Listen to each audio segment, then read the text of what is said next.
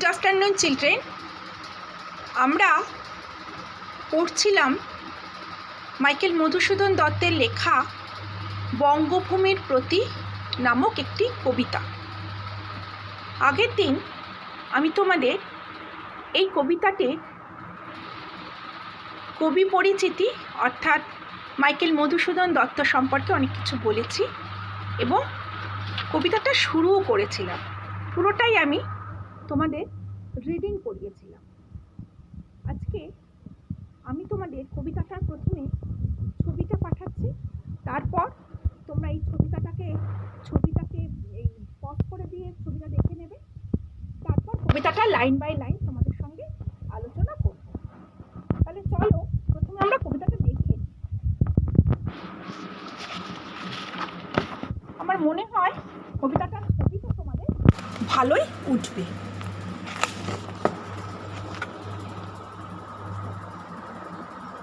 বঙ্গভূমির প্রতি মাইকেল মধুসূদন দত্ত। দেখো, আমার মনে হচ্ছে কবিতাটা তোমাদের ভালোই উঠছে। এখানটা শেষ নয়, এইখানটায় এসে কবিতাটা শেষ।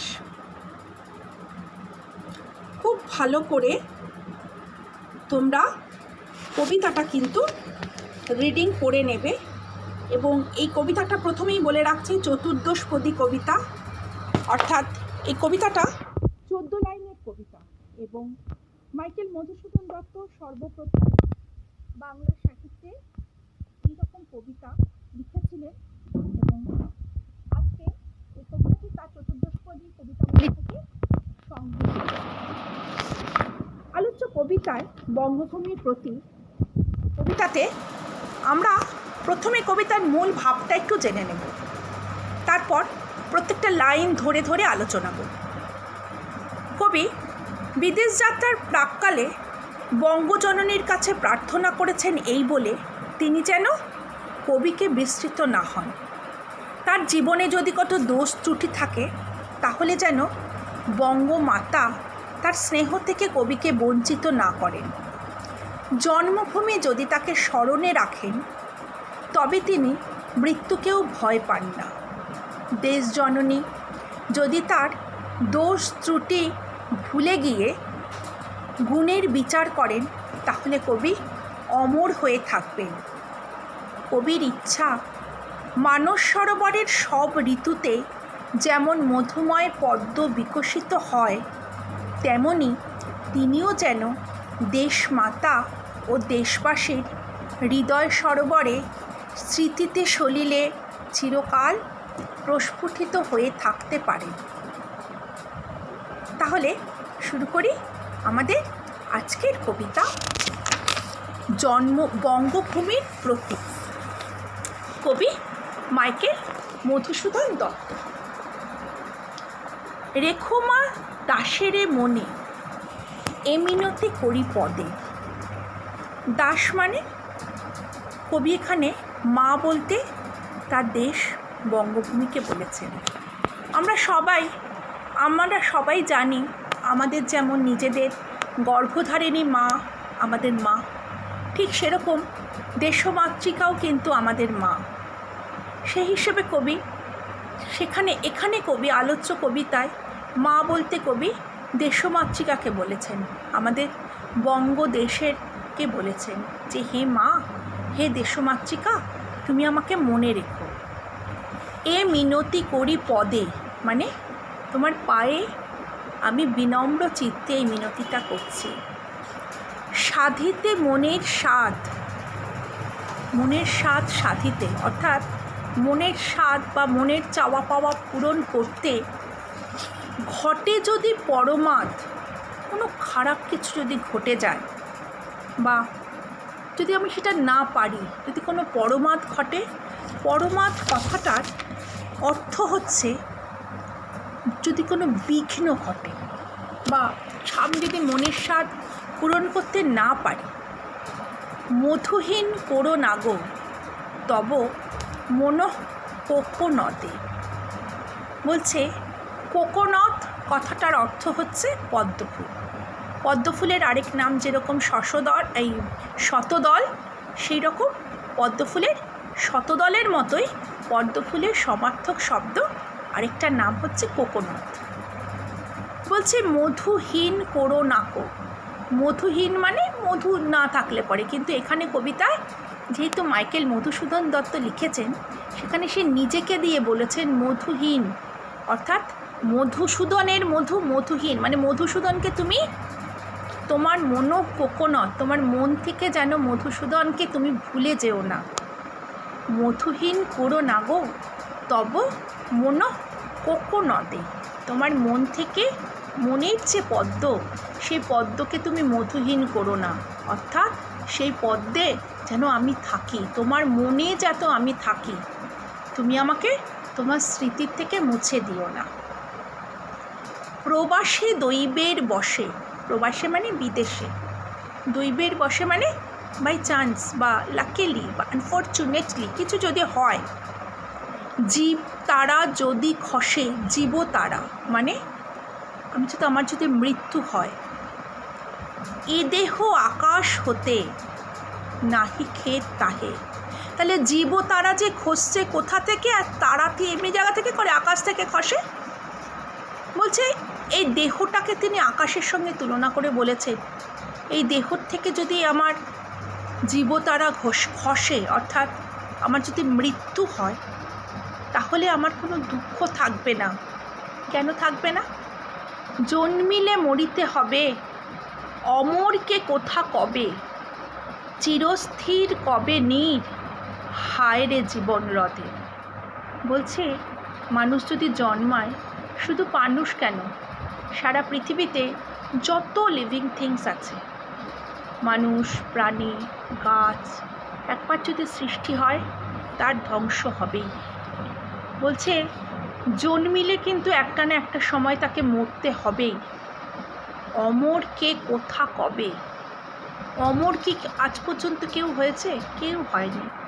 যা সৃষ্টি হয়েছে তার ধ্বংস হয়েছে, তার জন্ম হয়েছে, তার মৃত্যু হয়েছে। বলছেন চিরস্থির কবে নীর, হায় রে জীবন নদে।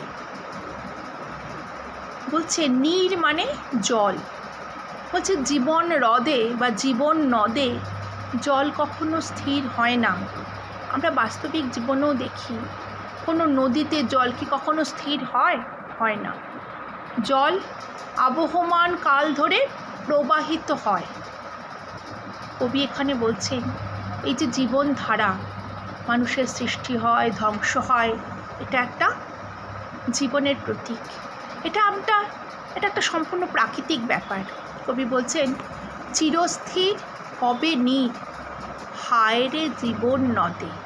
বলছে জীবন নদে এই নীরটা কবে স্থির, কিন্তু যদি রাখো মনে। কিন্তু মা, তুমি যদি আমাকে মনে রাখো, মা মানে দেশমাতৃকা, নাহি মা ডরি সমনে, অর্থাৎ তুমি যদি আমাকে মনে রাখো তাহলে কিন্তু আমি ভয় পাবো না, তাহলে কোনো কিছুতেই আমার ভয় থাকবে না। মক্ষিকাও গলে নাকো, পড়িলে অমৃত হ্রদে। বলছে অমৃত হ্রদ, অমৃত হ্রদে মানে অমৃত, অর্থাৎ যেটাতে তোমরা জানো যে অমৃত মানে যেটা খেলে পরে মানুষ চিরকালীন হয়ে যায়, অর্থাৎ তার মৃত্যু হয় না। বলছে মক্ষিকা মানে মাছিও কিন্তু অমৃত হ্রদে যদি একবার পড়ে যায় সে কিন্তু গলে না, অর্থাৎ মরে না। সেই ধন্য নরকুলে, মানুষের জীবনে বা নরকুলে সেই ধন্য বা সেই শ্রেষ্ঠ। কে শ্রেষ্ঠ? লোকে যারে নাহি ভুলে, মানুষ যাকে ভোলে না। অর্থাৎ সাধারণ মানুষ আমরা ছোটো থেকে বড় হচ্ছি, জীবনে কেউ প্রতিষ্ঠিত হচ্ছে না, একসময় বুড়ো হয়ে মরে যাচ্ছে। জীবনে তো বিশেষ কিছু নেই, সে মরে গেলে তার হয়তো বাড়ির লোক কাজ যে দুদিন বাদে ভুলে যাচ্ছে। কিন্তু কিছু কিছু বিশিষ্ট ব্যক্তি আছে যাদের আমরা সবসময় সশ্রদ্ধভাবে স্মরণ করি, যেমন Ishwarchandra Vidyasagar, Michael Madhusudan Dutt, Rabindranath Tagore, Deshbandhu Chittaranjan, Netaji Subhash Bose, Leonardo da Vinci থেকে শুরু করে সবাই, মহাত্মা গান্ধী, জওহরলাল নেহেরু এবং আরও অনেকে, বিভিন্ন রাজরাজারা, অর্থাৎ যারা এই পৃথিবীর বুকে কিছু ভালো কিছু করে গেছে তাদেরকে আমরা স্মরণ করি। তারা আমাদের মনের মণিকোঠাতে বেঁচে আছে। তারা হয়তো শারীরিকভাবে বেঁচে নেই, কোথায় চলে গেছে, কিন্তু তারা কিন্তু বেঁচে আছে কোথায়? আমাদের সবার মনে, আমাদের সবার স্মৃতিতে। কবি এরকমই একজন হতে চান যার মৃত্যুর পরেও সে মানুষের স্মৃতিতে, মানুষের মনে, মানুষের ভালোবাসায়, মানুষের আবেগে বেঁচে থাকবেন। বলেছেন, সেই ধন্য নরকুলে লোকে যারে নাহি ভুলে, যাকে মানুষ ভুলে যায় না, মনির মন্দিরে সদা সেবে সর্বজর, যাকে আমরা মনের মন্দিরে রেখে দিই। কিন্তু কোন গুণ আছে যাচিব যে তব কাছে, হেন অমরতা আমি কহ গো শ্যামা জন্ম দে। কিন্তু আবার কবি নিজেই বলছেন, কিন্তু আমার কি গুণ আছে যে আমি এরকম অমরতা তোমার কাছে চাইব? কহ গো শ্যামা জন্ম দে, অর্থাৎ হে মা, হে শ্যামা মা, তুমি বলো যে আমার কোন গুণ আছে যে আমি তোমার কাছে চাইব। এখানে জন্মদে মানে জন্মদাত্রী মা। তবে যদি দয়া করো, মা যদি দয়া করে, ভুল দোষ গুণ ধরো, আমার যত ভুল আছে, দোষ আছে, সবটাই যদি আমার তুমি গুণ ধরো, অমর করিয়া বর দেহ দাসে সুবরদে। বলছে, মা, হে দেশমাতৃকা, তুমি যদি আমাকে তোমার অমর বর দাও, তাহলে কিন্তু কবি সেটাই চান। কবি কি চাইছেন? তবে যদি দয়া করো, হে মা, হে দেশমাতৃকা, হে জন্মদাত্রী শ্যামা জন্মদে, তুমি যদি আমাকে দয়া করো, আমার যে সমস্ত ভুল দোষ সেগুলো যদি গুণ হিসেবে ধরো এবং আমাকে অমর করে দাও। ফুটি যেন স্মৃতি জলে মানসে মা যথা ফলে। বলছে, আমি যেন মানুষের স্মৃতির মধ্যেই থাকি, অর্থাৎ আমি যেন মানুষের স্মৃতির মধ্যে ফুটে থাকি, আমাকে যেন মানুষ না ভোলে। মধুময় তামরস কি বসন্ত কি শারদে। বলছে, মধুময় তামরস সেটা বসন্তেও যা, শরদেও তা। অর্থাৎ তামরস মানে হচ্ছে পদ্ম। বলছে, পদ্ম ফুল বসন্ততেও খুব সুন্দর লাগে, বসন্তকালেও ফোটে, শরৎকালেও ফোটে। অর্থাৎ বসন্ত এবং শরৎ দুটোর সময়ই কিন্তু আমরা পদ্ম ফুল দেখতে পাই। তাই কবি বলেছেন, এই যে পদ্ম ফুল যেরকম মধুময়, ঠিক সেরকম কবিও মানুষের মনে একটু স্থায়ীভাবে আসন চাইছেন, যাতে তার দেশ, দেশের মানুষ সবাই তাকে মনে রাখে, সবাই তাকে ভালোবাসে, তাদের চিন্তায়, তাদের ভাবনায়, তাদের মননে কবি থাকেন। এবং আমরা জানি মাইকেল মধুসূদন দত্ত এমন এক কবি ছিলেন যাকে আজ এত বছর বাদেও কিন্তু বাংলা সাহিত্যে তার যে স্বকীয়তা, বাংলা সাহিত্যে তার যে গতিবিধি, সেটা কিন্তু একটুও কমেনি। আমরা যারা সাহিত্য পড়তে ভালোবাসি, শুধু তারাই নয়, বাংলা সাহিত্য যারা পড়তে সাহিত্য হিসেবে না পড়ে যারা গল্প কাহিনী হিসেবে পড়েন, যারা ইতিহাস হিসেবে পড়েন, তারা সবাই কিন্তু মাইকেল মধুসূদন দত্তের চিন্তাভাবনা এবং লেখনীর প্রতি তারা সবাই সশ্রদ্ধ। কারণ মাইকেল মধুসূদন দত্তের লেখনী এমন এক ধরনের টোটাল চিন্তা ভাবনাকে ভেঙে ফেলেছিল, নতুন করে আমাদের হিন্দু ধর্মের, আমাদের প্রাচীন সভ্যতার অনেক কিছু নতুন করে তৈরি করেছিল, নতুন করে নতুন আঙ্গিকে লিপিবদ্ধ করেছিল, যার জন্য এই কবি কিন্তু ভীষণভাবে নমস্য এবং স্মরণীয়। তাহলে কবিতাটা আমরা পড়লাম। কবিতাতে খুব ছোট্ট করে বলতে গেলে কবি তার দেশ, তার বঙ্গজননীর কাছে চির অমরতা প্রার্থনা করেছেন।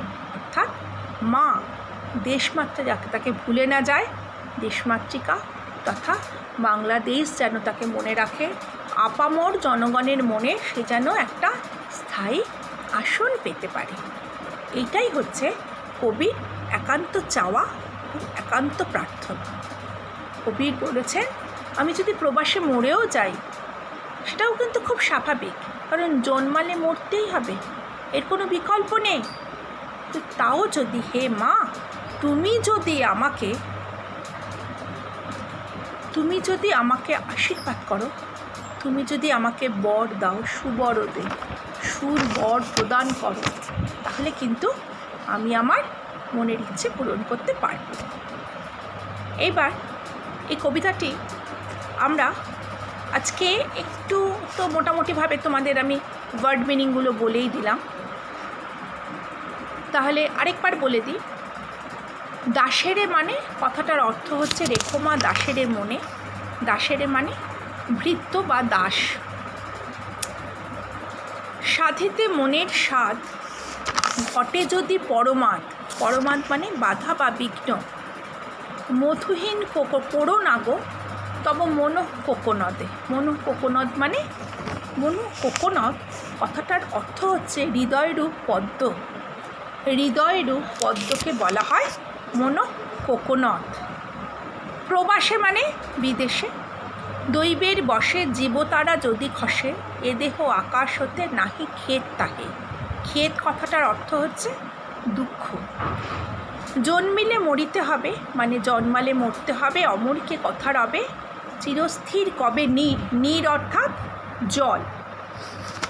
কিন্তু যদি রাখো মনে নাহি মা ডরির সমনে, সমন কথাটার অর্থ হচ্ছে শত্রু বা ঘাতক বা কোনো খারাপ কিছু, অর্থাৎ সমন মানে আমার কোনো শত্রুতায় আমি ভয় পাই না। মক্ষিকাও গড়ে লাকো, মক্ষিকা মানে মাছি, পড়িলে অমৃত হ্রদে, সেই ধন্য নরকুলে, নরকুলে মানে মনুষ্যকুলে, লোকে যারে নাহি ভুলে, মনের মন্দিরে সদা সেবে সর্বজন। কিন্তু কোন গুণ আছে যাচিব যে তব কাছে, হেন অমরতা আমি কহব শ্যামা জন্মদে, জন্মদে কথাটার অর্থ হচ্ছে জন্মদাত্রী। তবে যদি দয়া করো ভুল দোষ গুণ ধরো, অমর করিয়া বর দেহ দাসে সুবরদে, সুবরদে মানে যে সুবর প্রদান করেন। ফুটি যেন স্মৃতি জলে মানসে, মানসে মানে মনে, মা যথা ফলে মধুময়, বলছে আমরা যেন মানুষের স্মৃতিতে থাকি, মধুময় মানসে মা যথা ফলে মধুময়, মানুষের মনে যেখানে পদ্ম ফোটে, সেই যে তামরস অর্থাৎ পদ্মফুল, সেটা যেমন বসন্ত শরৎ সবসময় যেন প্রস্ফুটিত হয়ে থাকতে পারি আমি। অর্থাৎ কবি বলেছেন তিনি যেন দেশমাতা ও দেশবাসীর হৃদয় সরোবরের স্মৃতি সলিলে, অর্থাৎ তাদের মনে তাদের স্মৃতিতে চিরকাল প্রস্ফুটিত হয়ে থাকতে পারে। কবিতাটা ভালো করে রিডিং করবে, ছবিটা দিয়ে দিয়েছি, আর পরের দিন আমি এই কবিতার ব্যাক এক্সারসাইজ তোমাদের করাবো। আজকে তাহলে এইটুকুই থাকলো, খুব ভালো করে মন দিয়ে কবিতাটা পড়বে।